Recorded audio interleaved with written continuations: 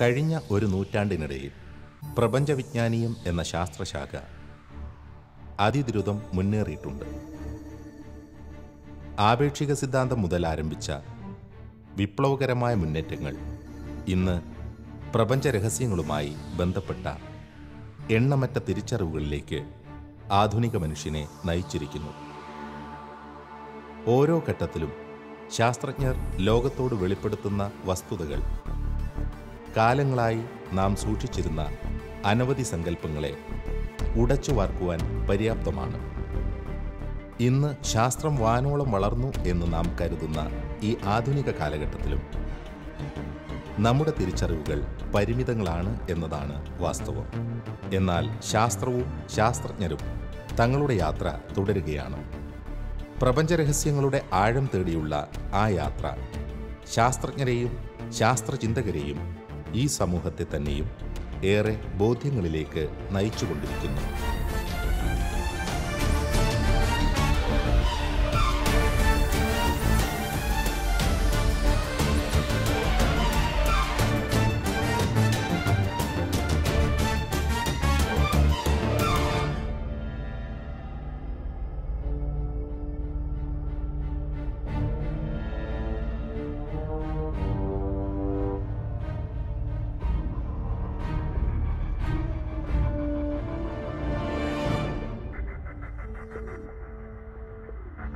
പ്രപഞ്ചവിജ്ഞാന സംബന്ധമായ മനുഷ്യന്റെ അന്വേഷണങ്ങളിൽ വിപ്ലവകരവും മഹത്തരവുമായ ഏറ്റവും ഒടുവിലെ നേട്ടം പ്രഖ്യാപിക്കപ്പെട്ടത് 2016 ഫെബ്രുവരി 16 വാഷിംഗ്ടണിൽ വെച്ച് നടന്ന അമേരിക്കയിലെ നാഷണൽ സയൻസ് ഫൗണ്ടേഷന്റെ പത്രസമ്മേളനത്തിൽ വെച്ചാണ്. ഗുരുത്വാകർഷണ തരംഗങ്ങളെക്കുറിച്ച് പഠിക്കുവാനായി അമേരിക്കയിൽ സ്ഥാപിതമായ laser interferometer gravitational wave observatory എന്ന ലൈഗോയുടെ എക്സിക്യൂട്ടീവ് ഡയറക്ടർ ഡേവിഡ് റെയ്സിയാണ് ആ പത്രസമ്മേളനത്തിന് നേതൃത്വം നൽകി സംസാരിച്ചത്. ചരിത്രത്തിലാദ്യമായി തങ്ങൾ ഗ്രാവിറ്റേഷണൽ വേവ് കണ്ടെത്തിയിരിക്കുന്നു എന്ന് അദ്ദേഹം അവിടെ വെച്ച് ലോകത്തോട് പ്രഖ്യാപിച്ചു. ശാസ്ത്രലോകത്തിന് പരിധികളില്ലാത്ത ആഹ്ലാദം പകർന്ന ഒരു പ്രഖ്യാപനമായിരുന്നു അത്. We have detected gravitational waves. We did it.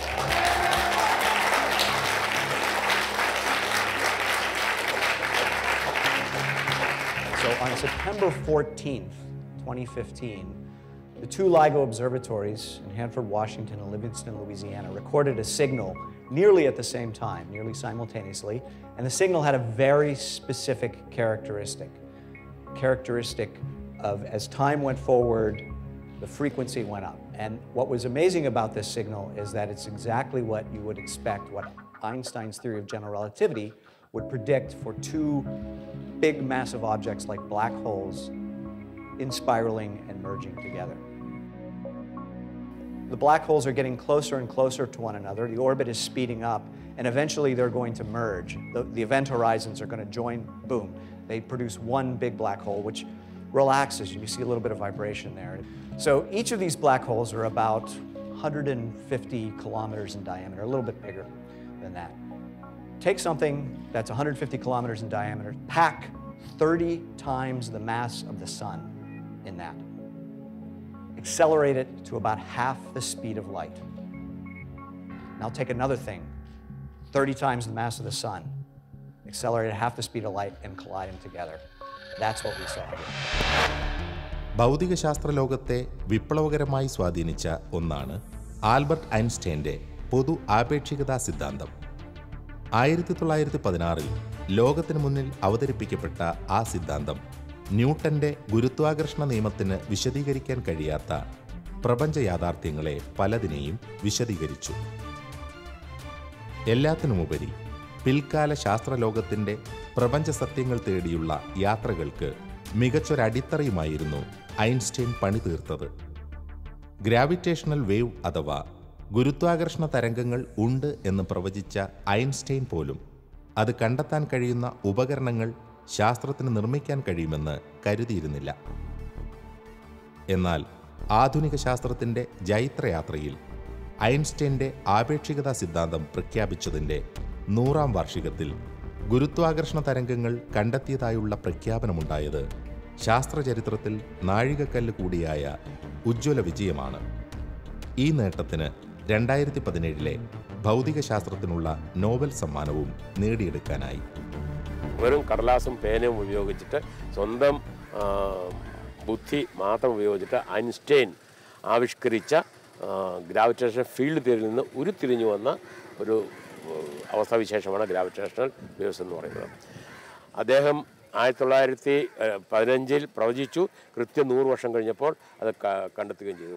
ചുരുക്കി പറഞ്ഞാൽ ജനറൽ തിയറി ഓഫ് റിലേറ്റിവിറ്റി എന്ന് പറയുന്നത് ഗ്രാവിറ്റേഷണൽ ഫീൽഡിൻ്റെ ഒരു സിദ്ധാന്തമാണ്. അതിൻ്റെ പ്രൊപ്പഗേഷൻ ഓഫ് ഫോഴ്സാണ് ഗ്രാവിറ്റോൺസ് വഴിയാണ് സംഭവിക്കുന്നത്. അത് പ്രകാശത്തിൻ്റെ അതേ വേഗതയിൽ തന്നെയാണ് സംഭവിക്കുന്നത്. അതിന് മാസ് ഇല്ലാത്തതുകൊണ്ട്, ദ്രവ്യമില്ലാത്തതുകൊണ്ട് തന്നെ അതിൻ്റെ റേഞ്ച് ഇൻഫിനിറ്റിയാണ് താനും. ഇപ്പോൾ കണ്ടുപിടിക്കപ്പെട്ടിരിക്കുന്ന ഗുരുത്വ തരംഗങ്ങളെല്ലാം തന്നെ നക്ഷത്രങ്ങൾ അവയുടെ അവസാന ദിശയിൽ ബ്ലാക്ക് ഹോൾസും ഒക്കെ ആയിരിക്കുന്ന അവസരത്തിൽ കൂട്ടിയിടിക്കുമ്പോൾ, അല്ലെങ്കിൽ ന്യൂട്രോൺ സ്റ്റാർ ആയിരിക്കുന്ന അവസ്ഥയിൽ കൂട്ടിയിടിക്കുമ്പോഴൊക്കെയാണ് ഗുരുത്വ തരംഗങ്ങൾ ഇപ്പോൾ കണ്ടുപിടിക്കപ്പെട്ടിരിക്കുന്നത്. എങ്കിലും ബിഗ് ബാങ്ങുമായി ബന്ധപ്പെട്ടിട്ടുള്ള ഗുരുത്വ തരംഗങ്ങളുണ്ട് എന്നും അവയെ ഒരുപക്ഷെ ഭാവിയിൽ കൂടുതൽ ശാസ്ത്ര മുന്നേറ്റങ്ങൾ ഉണ്ടാകുമ്പോൾ കണ്ടുപിടിക്കാനാവുമെന്ന് ശാസ്ത്രജ്ഞന്മാർ ചിന്തിക്കുന്നുണ്ട്. അത് കണ്ടുപിടിക്കാനായാൽ തീർച്ചയായിട്ടും നമ്മൾ നേരത്തെ ഇവിടെ പ്രതിപാദിച്ച മഹാവിസ്ഫോടന സിദ്ധാന്തം ബിഗ് ബാങ് തിയറിയുമായി ബന്ധപ്പെട്ട് ഒത്തിരിയേറെ ഉൾക്കാഴ്ചകൾ നൽകാനായിട്ട് അത് പര്യാപ്തമാണ് എന്നുള്ളതാണ് പ്രസ്താവ്യമായ ഒരു കാര്യം. ഗുരുത്വാകർഷണ തരംഗങ്ങളുടെ കണ്ടെത്തൽ ശാസ്ത്രലോകത്ത് വരുത്തിയേക്കാവുന്ന മാറ്റങ്ങൾ അചിന്തനീയമാണ്. അത് മുന്നോട്ട് വയ്ക്കുന്ന ശാസ്ത്രീയവും ദാർശനികവുമായ ആശയങ്ങളെ നാം ഇവിടെ പഠന വിഷയമാക്കുന്നു.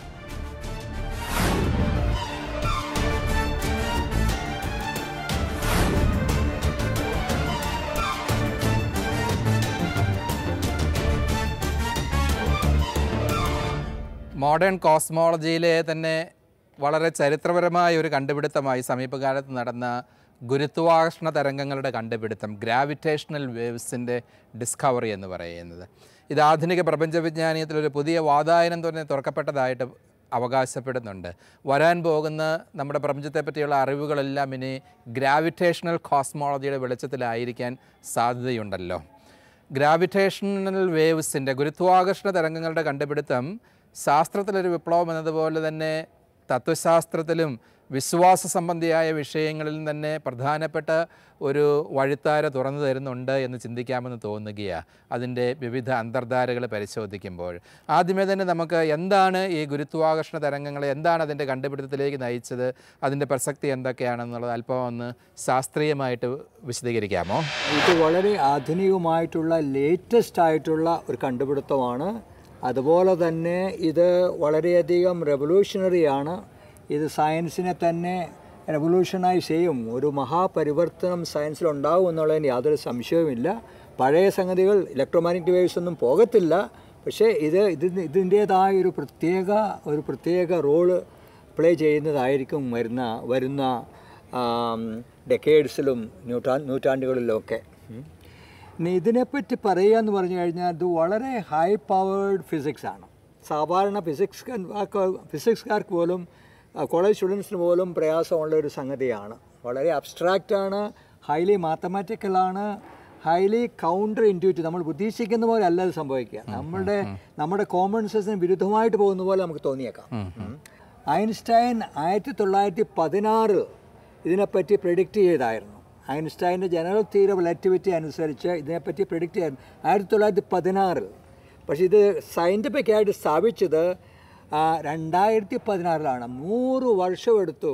ആ 100 വർഷത്തിനുള്ളിൽ സയൻറ്റിസ്റ്റ് വളരെ പരിശ്രമിച്ചായിരുന്നു. അനേകം പേര് പരിശ്രമിച്ചു. അത് കഴിഞ്ഞ് അവസാനം ഡിസപ്പോയിൻറ്റഡായിട്ട് ലീവ് ചെയ്തു.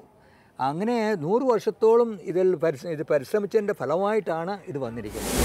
ഭൗതികശാസ്ത്രം വിശദീകരിക്കുന്ന പ്രതിഭാസങ്ങളിൽ ഏറെ സങ്കീർണമായ ഒന്നാണ് ഗുരുത്വാകർഷണ തരംഗങ്ങൾ.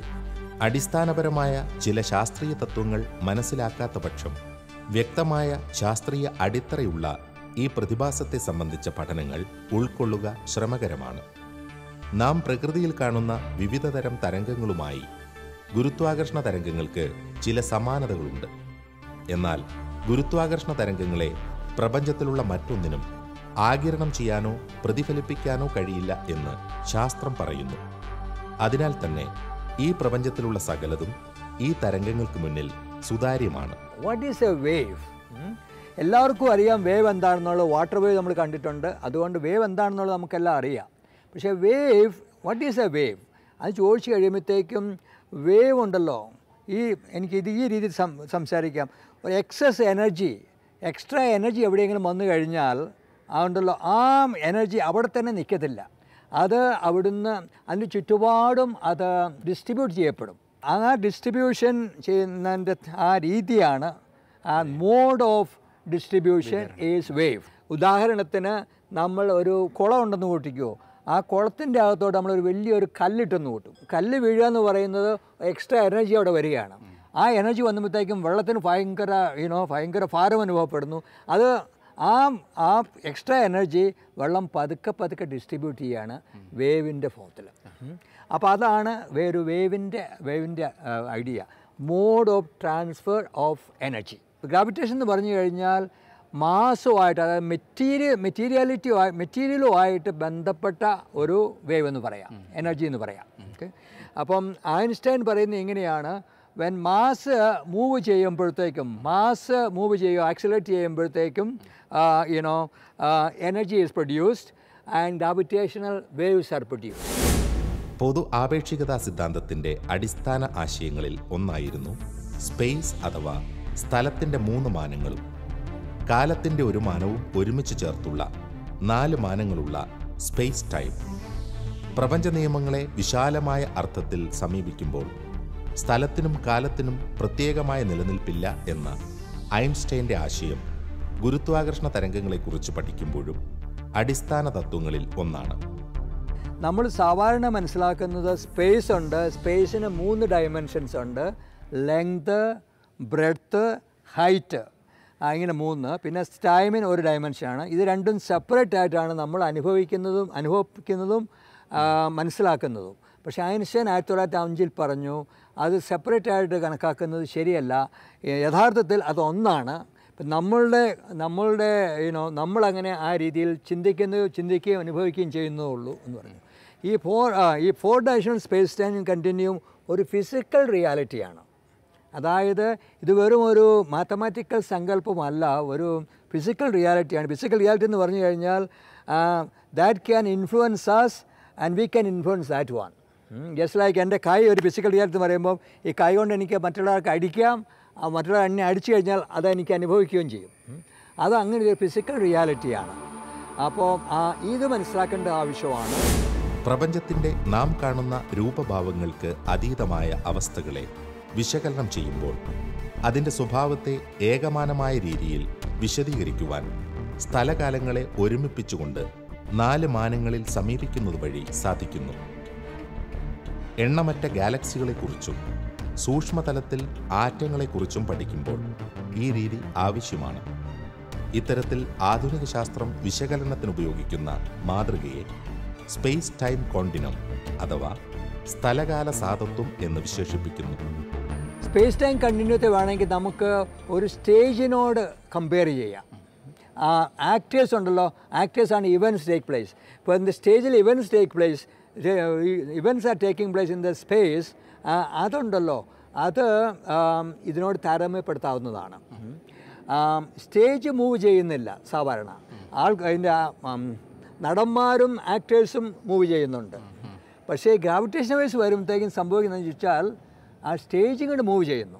അപ്പോൾ അതൊരു സ്റ്റേജിൻ്റെ അവിടെ ഒരു ഭൂകമ്പം ഉണ്ടായിക്കഴിഞ്ഞാൽ ആ സ്റ്റേജ് ഇങ്ങോട്ട് ഇളകുമെന്ന് പറഞ്ഞതുപോലെ ഇവിടെ ഒരു ഭൂകമ്പം വലിയ ഫോഴ്സ് ഉണ്ടായിക്കഴിഞ്ഞാൽ ഈ സ്പേസ് ടൈം ഷേക്ക് ചെയ്യാൻ തുടങ്ങും. ഈ ഷേക്ക് ചെയ്യുന്ന ആ ഷേക്കിംഗ് ആണ് ഗ്രാവിറ്റേഷൻ വേവ്സ് ആയിട്ട് പുറത്തു വരുന്നത്. 2 ഭീമൻ തമോഗർത്തങ്ങൾ കൂടിച്ചേർന്നപ്പോൾ സൃഷ്ടിക്കപ്പെട്ട ഗുരുത്വാകർഷണ തരംഗങ്ങളാണ് ലൈഗോ ലബോറട്ടറിയിൽ തിരിച്ചറിഞ്ഞത്. 130 കോടി വർഷങ്ങൾക്ക് മുമ്പ് സംഭവിച്ച ഒരു പ്രതിഭാസത്തിൻ്റെ വിശദാംശങ്ങൾ അടങ്ങിയ ഒരു സിഗ്നലായാണ് ആ തരംഗങ്ങളെ ലൈഗോ രേഖപ്പെടുത്തിയത്. സാങ്കേതിക വിദ്യകൾ കൂടുതൽ വികസിപ്പിക്കപ്പെടുന്നതിന് ആനുപാതികമായി ഇതുപോലെ ലഭിക്കുന്ന ഗ്രാവിറ്റേഷണൽ തരംഗങ്ങളിലൂടെ അനവധി പ്രതിഭാസങ്ങൾക്ക് പിന്നിലെ രഹസ്യങ്ങൾ പൂർണ്ണമായി ഗവേഷകർക്ക് മുന്നിൽ ചുരുളഴിഞ്ഞേക്കും. എന്താണ് ഈ ബ്ലാക്ക് ഹോൾസ്? ബ്ലാക്ക് ഹോൾസ് എന്ന് പറയുന്നത് ഒരു the remains, final remains of a massive dead star. സാധാരണ മനുഷ്യർ വിചാരിക്കുന്നത് ഈ സ്റ്റാറൊക്കെ ഉണ്ടല്ലോ, മുകളിലുള്ള സ്റ്റാർ, ഈ സ്റ്റാർ എന്നും ഇങ്ങനെ ഷൈൻ ചെയ്തുകൊണ്ടിരിക്കുന്നതാണ്. ഈ സ്റ്റാറിന് ജനനമുണ്ട്, വളർച്ചയുണ്ട്, തളർച്ചയുണ്ട്, മരണമുണ്ട്. അതിങ്ങനെ അവസാനം ഇത് മരിച്ചു കഴിയുമ്പോഴത്തേക്കും മറ്റ് നമ്മുടെ സ്കെൽട്ടൻ പോലെ ഇതിൻ്റെ അവശേഷങ്ങൾ നമുക്ക് കിട്ടും. ഈ അവശേഷിച്ച ഭാഗമാണ് ബ്ലാക്ക് ഹോൾ എന്ന് പറയുന്നത്. അതായത് the last remains of A dead star. പക്ഷേ ഇതും വളരെ വളരെ വലുതായിരിക്കും. ഗുരുത്വാകർഷണ തരംഗങ്ങൾ 4 വിധമുണ്ടെന്ന് ശാസ്ത്രം പറയുന്നു. കണ്ടിന്യൂസ്, ഇൻസ്പൈറൽ, ബേസ്റ്റ്, സ്റ്റോക്കസ്റ്റിക് എന്നിവയാണ് അവ. വ്യത്യസ്തമായ രീതികളിലാണ് അവ സൃഷ്ടിക്കപ്പെടുന്നത്. ഇവയിൽ 2 തമോഗർത്തങ്ങൾ കൂടിച്ചേരുമ്പോൾ ഉണ്ടാവുന്ന തരംഗമാണ് ഇൻസ്പൈറൽ വിഭാഗത്തിൽ പെടുന്നവ. അതാണ് പ്രപഞ്ചവിജ്ഞാനീയ ചരിത്രത്തിലെ നാഴികക്കല്ലായി 2015 ലൈഗോ ലബോറട്ടറിയിൽ തിരിച്ചറിഞ്ഞത്. ഭൂമിയുടെ 3,33,000 മടങ്ങ് അധികം വലിപ്പമുള്ള സൂര്യനേക്കാൾ അനേകമടങ്ങ് അധികം മാസുള്ള 2 തമോഗർത്തങ്ങൾ കൂടിച്ചേർന്നതിൻ്റെ ഫലമായി സൃഷ്ടിക്കപ്പെട്ട ഗുരുത്വാകർഷണ തരംഗങ്ങളായിരുന്നു അവ. 1.3 billion years ago. Billion means 1 followed by 9 zeros. Okay. അങ്ങ് ഒത്തിരി അകലെ ഔട്ടർ സ്പേസിൽ ഒരു ഇവൻ്റ് നടന്നു, ഒരു വലിയൊരു സംഭവം നടന്നു. എന്തായിരുന്നു സംഭവം? 2 ബ്ലാക്ക് ഹോൾസ്. ഒരു ബ്ലാക്ക് ഹോൾ ദിവസം മറ്റൊരു ബ്ലാക്ക് ഹോൾ. ഈ ബ്ലാക്ക് ഹോളിൻ്റെ സൈസ് എന്താണ്, വെയിറ്റ് എന്തേരമാണ്? ഒരു black hole 29 times the mass of the earth. The other one 36 times the mass of the earth അല്ല, mass of the sun. Okay. ഒരു sun എന്ന് പറയുന്നതിൻ്റെ അകത്ത് 333,000 എർത്തിനെ അക്കോമഡേറ്റ് ചെയ്യാം. സോ സൺ വളരെ വളരെ വലുതാണ്. അതുപോലെ 29ഉം 36ഉം ഇവർ രണ്ടുപേരും അടുത്ത് വന്നു കഴിഞ്ഞപ്പോഴത്തേക്ക് ഇവർ ചുറ്റാൻ തുടങ്ങി. ഇങ്ങനെ ചുറ്റി അവരുടെ ഡിസ്റ്റൻസ് കുറഞ്ഞ് അവസാനം അവർ തമ്മിൽ അടിച്ചു, കൊളീഷൻ ഉണ്ടായി. ആ കൊളീഷൻ നടന്നപ്പോഴത്തേക്കും 3 sun masses of matter mass was converted into energy. ഭയങ്കര ഒരു എക്സ്പ്ലോഷൻ നടന്നു, ഭയങ്കര ഒരു സുനാമി അവിടെ നടന്നു ഔട്ടർ സ്പേസിൽ. ആ സുനാമി വന്നപ്പോഴത്തേക്കുണ്ടല്ലോ, ഇത് അവിടെ പരിസരങ്ങൾ മാത്രമല്ല, അവിടുത്തെ സ്പേസ് ടൈം കൂടെ ഷേക്ക് ചെയ്തു. ആ ഷേക്ക് ചെയ്ത് പതുക്കെ ട്രാവൽ ചെയ്ത് 1.3 ബില്യൺ ഇയേഴ്സ് കഴിഞ്ഞപ്പോഴത്തേക്കും നമ്മുടെ അവിടെ അമേരിക്കയിൽ ലൂസിയാനായാലും പിന്നെ അമേരിക്കയിൽ വേറൊരു സ്ഥലത്തും അവിടെ ലൈഗോ എന്ന് പറഞ്ഞൊരു വളരെ വളരെ വളരെ വളരെ വിദഗ്ധമായ ഒരു ഉപകരണമാണ്. അതിനാണ് നോബൽ പ്രൈസ് കിട്ടിയത് കഴിഞ്ഞ പ്രാവശ്യം. അത് ഡിസൈൻ ചെയ്തവർക്ക് നോബൽ പ്രൈസ് കിട്ടി. ലോകത്തിലെ ഏറ്റവും മോസ്റ്റ് ആക്യുറേറ്റ് ആയിട്ടുള്ള ഒരു ഉപകരണമാണ്. ആ ഉപകരണം ആ വേവിനെ പിടിച്ചെടുത്തു. അത് സംഭവിച്ചത് സെപ്റ്റംബർ 2015 ആണ്. പക്ഷേ അത് ശരിയാണോ ഇല്ലയോ എന്നുള്ളത് സ്ഥാപിച്ചത് ഫെബ്രുവരി 2016. അങ്ങനെയാണ് ഈ ഡിസ്കവറി നടന്നത്. അപ്പോൾ ഇതാണ് ഗ്രാവിറ്റേഷണൽ വേവ്സ്. ലൈഗോ എന്ന ലേസർ ഇൻ്റർഫെറോമീറ്റർ ഗ്രാവിറ്റേഷണൽ വേവ് ഒബ്സർവേറ്ററിക്ക് 20 വർഷത്തെ ചരിത്രമുണ്ട്. ഐൻസ്റ്റൈൻ പ്രവചിച്ച ഗുരുത്വാകർഷണ തരംഗങ്ങളെ കൈയെത്തിപ്പിടിക്കുക എന്ന സ്വപ്ന ലക്ഷ്യവുമായി ചരിത്രയാത്ര ആരംഭിച്ച ശാസ്ത്രലോകത്തിൻ്റെ ഇച്ഛാശക്തിയുടെ ഫലമാണ് ലൈഗോ. ഇന്ന് അമേരിക്കയിൽ 2 ഇടങ്ങളിലായി 2000 കിലോമീറ്റർ അകലത്തിലുള്ള 2 ഒബ്സർവേറ്ററികൾ ലൈഗോയുടെ ഭാഗമായുണ്ട്. 2 പരീക്ഷണശാലകളിലും ലഭിക്കുന്ന സിഗ്നലുകളുടെ താരതമ്യ പഠനങ്ങളിലൂടെയാണ് അവിടെ തിരിച്ചറിയുന്ന തരംഗങ്ങളെക്കുറിച്ചുള്ള അന്തിമ നിഗമനങ്ങളിൽ ശാസ്ത്രജ്ഞർ എത്തിച്ചേരുന്നത്. അമേരിക്കയിലെയും യൂറോപ്പിലെയും ശാസ്ത്ര സമൂഹങ്ങളുടെയും ഗവേഷണ സ്ഥാപനങ്ങളുടെയും നിരവധി ശാസ്ത്രജ്ഞരുടെയും പിന്തുണയും പരിശ്രമവും ഈ വലിയ പ്രൊജക്റ്റിന് പിന്നിലുണ്ട്. ഭാവിയിൽ ഇന്ത്യയും ഈ പദ്ധതിയുടെ ഭാഗമാകാൻ ഒരുങ്ങുന്നു.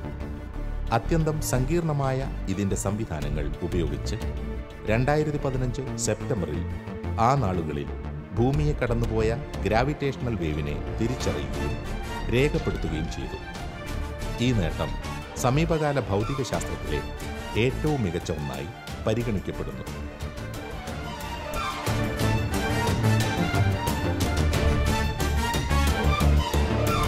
ഇപ്പോൾ നൽകിയ വിശദീകരണത്തിൽ തന്നെ നമ്മൾ മനസ്സിലാക്കുന്നത് അടിസ്ഥാനപരമായിട്ട് ഏതൊരു തരംഗവും ഒരു മാധ്യമത്തിലൂടെ സഞ്ചരിക്കുമ്പോൾ ഗ്രാവിറ്റേഷണൽ വേവ്സ് അങ്ങനെയല്ല.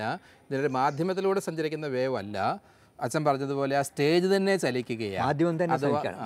മാധ്യമം തന്നെ ഇവിടെ ചലിക്കുകയാണ് ചെയ്യുന്നത്, ടിൽറ്റ് ചെയ്യുക. എൻ്റെ ദേഹത്ത് വെള്ളം ഒഴുകുകയാണ്, ദേഹത്ത് കൂടി വെള്ളം ഒഴുകുകയല്ല. ഗ്രാവിറ്റേഷണൽ വേവ്സ് ആണെങ്കിൽ എൻ്റെ ബോഡി തന്നെ ഏതാണ്ട് ഒഴുകുന്ന ഒരവസ്ഥയിലേക്ക് വരുന്ന സാഹചര്യമാണ്. നമ്മുടെ തറ തന്നെ അങ്ങ് ടിൽറ്റഡ് ആകുന്ന ഒരവസ്ഥാവിശേഷം എന്ന് പറയും. ഞാനിതിൽ നിന്ന് പിക്കപ്പ് ചെയ്യുന്ന ഒരു കാര്യം എന്ന് പറയുന്നത്, എന്താണ് പദാർത്ഥം എന്നുള്ളതാണ് ഇവിടുത്തെ അടിസ്ഥാനപരമായ ഒരു ചോദ്യം എന്ന് പറയുന്നത്. ദാർശനികമായിട്ട് നമ്മൾ സൃഷ്ടിക്കുമ്പോൾ അതാണ് നമ്മുടെയൊക്കെ ശരീരങ്ങൾ തന്നെ എന്താണ് നമ്മുടെ ചുറ്റും കാണുന്ന ഈ പദാർത്ഥം എന്ന് പറയുന്നത് തന്നെ മൗലികമായൊരു ചോദ്യം ഗ്രാവിറ്റേഷണൽ വേവ്സിൽ നമുക്ക് ഉന്നയിക്കാൻ സാധിക്കുന്ന കാര്യമാണ്. അങ്ങനെ നോക്കുമ്പോൾ ദാർശനികമായിട്ടും വിശ്വാസപരമായിട്ടുമൊക്കെ നമുക്ക് പുതിയ ഒത്തിരി കാഴ്ചപ്പാടുകൾ പ്രദാനം ചെയ്യുവാൻ വേണ്ട വിഭവങ്ങൾ ഈ കണ്ടുപിടുത്തത്തിലുണ്ട് എന്ന് മനസ്സിലാക്കേണ്ടിയിരിക്കുന്നു. അത്തരണത്തിൽ എന്തൊക്കെയാണ് ജോബച്ചൻ ഹൈലൈറ്റ് ചെയ്യുവാൻ ആഗ്രഹിക്കുന്നത്? എന്തൊക്കെയായിരിക്കാം ഇതിൻ്റെ ദാർശനികവും മതാത്മകവുമായ അന്തർധാരകൾ ഇത്തരമൊരു കണ്ടുപിടുത്തത്തിൻ്റേത്? ആദ്യമായിട്ട് സയൻറ്റിഫിക്കായിട്ട് എന്താണ് ഇതിൻ്റെ കോൺസിക്വൻസ് എന്ന് ഞാൻ പറയാം. വളരെ ചുരുക്കമായിട്ട് ഏറ്റവും പ്രധാനമായിട്ട് ഇതുണ്ടല്ലോ, ഒരു പുതിയ, നേരത്തെ പറഞ്ഞതുപോലെ ഒരു പുതിയ സ്റ്റേജ് സയൻസിൽ വരുത്താൻ പോവുകയാണ്. അതായത് ഇതുവരെയും നമുക്ക് ലോകത്തെപ്പറ്റി അറിവ് കിട്ടിക്കൊണ്ടിരുന്നത് ഇലക്ട്രോ മാഗ്നറ്റിക് വേവ്സ് മുഖേനയാണ്. ഈ electro magnetic waves, I mean electricity and magnetism കൂടെ ജോയിൻ ചെയ്ത് കഴിഞ്ഞിട്ട് വേവ് ഉണ്ടാക്കും, ആ വേവ് ആയിരുന്നു. പക്ഷേ അതിന് ലിമിറ്റേഷൻസ് ഉണ്ട്. ഇപ്പോഴും നമ്മുടെ ഈ പ്രപഞ്ചത്തെപ്പറ്റി നമ്മുടെ അറിവ് 3,800,000 ഇയേഴ്സ് വരെയോ ഉള്ളൂ. അതിനുള്ളിലോട്ട് നമുക്ക് കിടക്കാൻ പറ്റുന്നില്ല. കാരണം എന്താണ്? അതിനുള്ളിലോട്ട് പോയി കഴിയുമ്പോഴത്തേക്കും ചാർജ് പാർട്ടിക്കിൾസ് ആണ്, അവിടെ ഇലക്ട്രോ മാഗ്നറ്റിസം ഉണ്ട്. അതുകൊണ്ട് ഇലക്ട്രോ മാഗ്നറ്റിക് വേവ്സിന് അതിൻ്റെ അകത്തോട്ട് പോകാൻ പറ്റില്ല. ഇലക്ട്രിക്കൽ ന്യൂട്രൽ അല്ല അവിടെ. പക്ഷേ ഈ ഗ്രാവിറ്റേഷണൽ വേവ്സിന് ഇത് അഫക്റ്റ് ചെയ്യത്തില്ല. അതുകൊണ്ട് gravitation waves can go to 0 point in history, 0 point in പ്രപഞ്ചത്തിൻ്റെ ഹിസ്റ്ററി. അതായത് നമുക്ക് ബിഗ് ബാങ്ങിൻ്റെ മോമെൻറ്റ് വരെ എത്താൻ സാധിക്കും. അന്ന് എന്തെല്ലാം സീക്രട്സ് ആണ്, എന്തെല്ലാം ന്യൂ ഫൈൻഡിങ്സ് ആണ് നമ്മൾ കണ്ടെത്താൻ പോകുന്നുള്ളത് ദൈവത്തിന് മാത്രമേ അറിയത്തുള്ളൂ.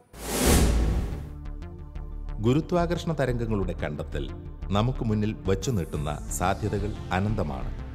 ഗവേഷണപരവും ശാസ്ത്രീയവുമായ സാധ്യതകൾക്കപ്പുറം താത്വികമായ ഏറെ ആശയങ്ങളും ഇത്തരം കണ്ടെത്തലുകൾ നമുക്ക് സമ്മാനിക്കുന്നുണ്ട്. ശാസ്ത്രത്തിൻ്റെ മുന്നേറ്റം അതിസങ്കീർണമായ പാതകളിലൂടെ നീങ്ങുമ്പോൾ മനുഷ്യബുദ്ധിക്ക് ദുർഗ്രഹമായ പ്രപഞ്ച യാഥാർത്ഥ്യങ്ങളുടെ ഒരു നീണ്ട നിര തന്നെയാണ് നമ്മെ കാത്തിരിക്കുന്നത്.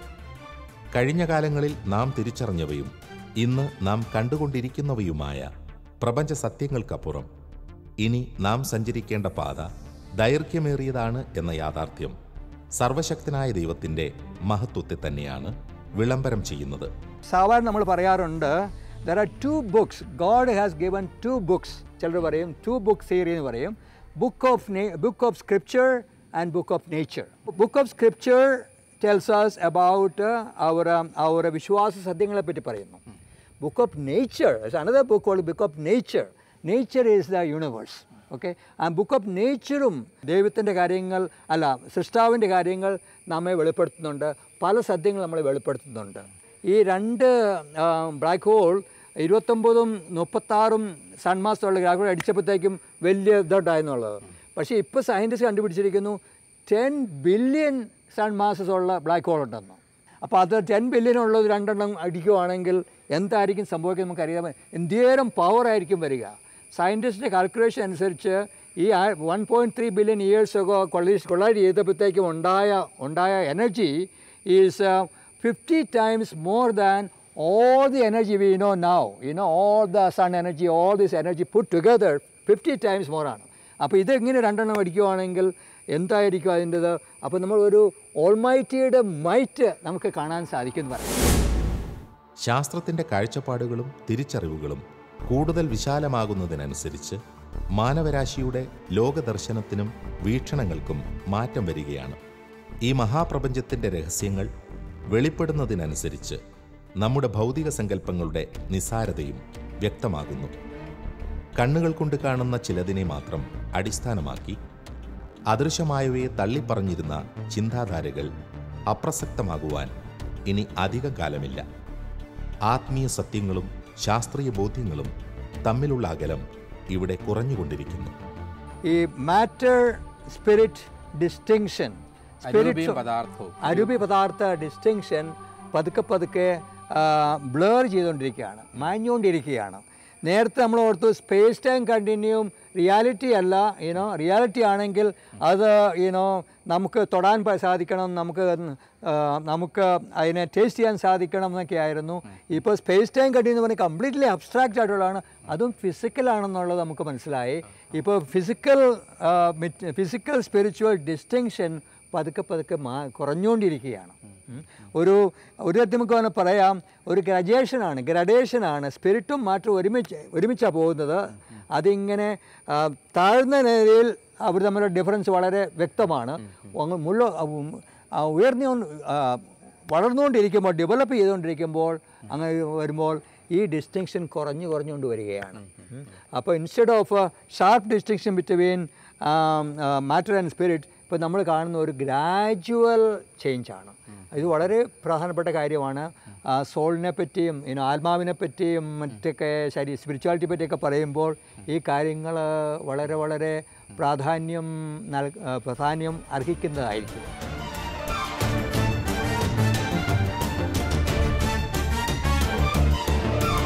പ്രപഞ്ചത്തിൻ്റെ അപാരതയാണ് ജോബച്ചൻ ഗുരുത്വാകർഷണ തരംഗങ്ങളുടെ കണ്ടുപിടുത്തത്തിൻ്റെ മതാത്മകമായ ഒരു ആഭിമുഖ്യമായിട്ട് പ്രത്യേകമായിട്ട് ഇവിടെ ചൂണ്ടിക്കാണിച്ചത്.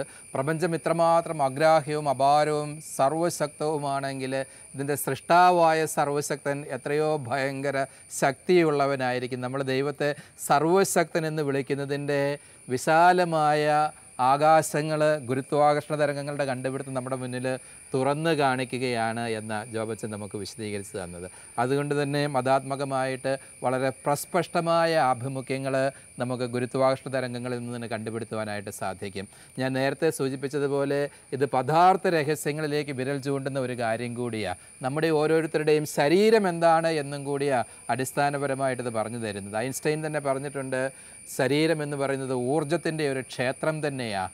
ആ ഊർജ്ജക്ഷേത്രമാണ് ഈ ഗുരുത്വാകർഷണ തരംഗങ്ങളെ കടത്തിവിടുന്ന മാധ്യമം എന്ന് പറയുന്നത്. ഈ മാധ്യമം തന്നെ ഇത്തരണത്തിലുള്ള തരംഗങ്ങളാൽ ഒരു പരിധിവരെ നിർമ്മിതമാണ് എന്ന് തന്നെ നമ്മൾ പറയുന്നതിൽ തെറ്റില്ല എന്ന് തോന്നുകയാണ്. അത്തരണത്തിൽ നോക്കുമ്പോൾ ഗുരുത്വാകർഷണ തരംഗങ്ങൾ നമ്മുടെ ശരീരത്തെപ്പറ്റി തന്നെ മാനവികമായിട്ട് ചിന്തിച്ചു കഴിഞ്ഞാൽ, നമ്മൾ നിൽക്കുന്ന ഈ ഭൂമിയെപ്പറ്റി തന്നെ, പദാർത്ഥത്തെപ്പറ്റി തന്നെ ഒരു പുതിയ കാഴ്ചപ്പാട് കൊണ്ടുവന്ന് തരുന്നുണ്ട്. അപ്പോൾ ഇതേപ്പറ്റിയുള്ള ഉൾക്കാഴ്ചകൾ ആത്യന്തികമായിട്ട് ദൈവശാസ്ത്ര ദൃഷ്ടിയ നമ്മൾ ആഖ്യാനം ചെയ്യാൻ ശ്രമിക്കുകയാണെങ്കിൽ എന്താണ് ശരീരങ്ങൾക്ക് അവസാനമായിട്ട് സംഭവിക്കാൻ പോകുന്നത്, ശരീരങ്ങളുടെ ഉത്ഥാനം എന്ന് പറയുന്ന രഹസ്യത്തിന് പോലും കൂടുതൽ യുക്തിപരമായ സാധ്യതകൾ പ്രദാനം ചെയ്യാൻ വേണ്ട വിഭവങ്ങൾ ഈ ഗുരുത്വാകർഷണ തരംഗങ്ങളുടെ കണ്ടുപിടുത്തത്തിൽ ഉണ്ട് എന്ന് അല്പം ആഖ്യാന സ്വാതന്ത്ര്യം ഉപയോഗിച്ചുകൊണ്ട് നമ്മൾ പറയുന്നതിൽ തെറ്റില്ല എന്ന് തോന്നുകയാണ്. അതൊക്കെ കൂടുതൽ ഭൗതികശാസ്ത്രത്തിൻ്റെ മേഖലയിൽ വരുന്ന കാര്യങ്ങളാണ്. നമ്മുടെ പിന്നീട് വരുന്ന എപ്പിസോഡുകൾ ഭൗതികശാസ്ത്രത്തിൽ കൂടുതൽ കേന്ദ്രീകരിക്കുന്നതായിരിക്കും. അവിടെ നമ്മൾ ഇക്കാര്യങ്ങൾ കൂടുതലായിട്ട് ചർച്ച ചെയ്യും. ഇവിടെ നമ്മൾ ഉയർത്തി കാണിക്കുവാൻ ആഗ്രഹിക്കുന്നത് ദൈവത്തിൻ്റെ പ്രപഞ്ചത്തിൻ്റെയും ഒക്കെ അപാരത, അഗ്രാഹ്യത, അനന്തശക്തി, പദാർത്ഥ രഹസ്യങ്ങളിൽ ഇതിലൂടെ വെളിപ്പെടുന്ന പദാർത്ഥ രഹസ്യങ്ങൾ തുടങ്ങിയ കാര്യങ്ങളാണ്. സങ്കീർണങ്ങളായ ശാസ്ത്രീയ ഗവേഷണങ്ങളെക്കുറിച്ചും ശാസ്ത്രജ്ഞരുടെ കണ്ടെത്തലുകളുടെ യാഥാർത്ഥ്യങ്ങളെക്കുറിച്ചുമുള്ള നമ്മുടെ വിചിന്തനങ്ങൾ തുടരുന്നു.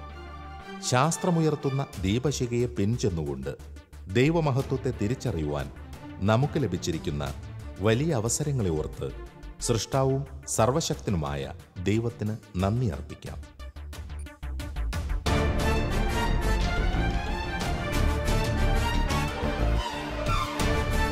39 പ്രകാശവർഷങ്ങൾ അകലെ ഒരു പുതിയ താരാവൃന്ദത്തെ കണ്ടെത്തിയിട്ടുണ്ട്. സംലഭ്യമായിട്ടുള്ള ശാസ്ത്രീയ ഡേറ്റകൾ വെച്ച് നോക്കുമ്പോൾ ഒരുപക്ഷെ സൗരയൂഥത്തിന് പുറത്ത് ജീവനെ കണ്ടെത്താൻ ഏറ്റവും സാധ്യതയുള്ള ഗ്രഹങ്ങൾ ഈ താരാവൃന്ദങ്ങളിലുണ്ട് എന്ന് പറയപ്പെടുന്നു. ദൈവശാസ്ത്രപരമായിട്ട് നോക്കുമ്പോൾ നമ്മൾ എതിർക്കേണ്ട, വിരുദ്ധമായിട്ട് ചിന്തിക്കേണ്ട ഒരു വിഷയമല്ല അത്. കാരണം ഈ ഭൂമിയിൽ മാത്രമേ ജീവൻ സൃഷ്ടിക്കാൻ ദൈവത്തിന് സാധിക്കൂ എന്ന് നമുക്ക് പറയാൻ പാടില്ല. ദൈവത്തിൻ്റെ പ്രവർത്തനത്തിന് പരിധി നിർണ്ണയിക്കാനും സാധിക്കില്ല. നമ്മൾ വിശാലമായ ഒരു പാടത്തേക്ക് ചെല്ലുക, ആയിരക്കണക്കിന് നെന്മണികൾ അവിടെ വാരി വിതറിയിട്ടുണ്ട് വിത്തുകളായിട്ട്. അതിൽ നിന്നും ഒരു നെന്മണി മാത്രം വിടർന്ന ആ പാടത്ത് മുളച്ച ആ പാടത്ത് നെൽച്ചെടിയായിട്ട് വളരുന്നു എന്ന് വിചാരിക്കുക. അത് അയുക്തിപരമാണ് അല്ലേ? അങ്ങനെയല്ല, എല്ലാ വിത്തുകളും വളരാൻ സാധ്യതയുണ്ട്.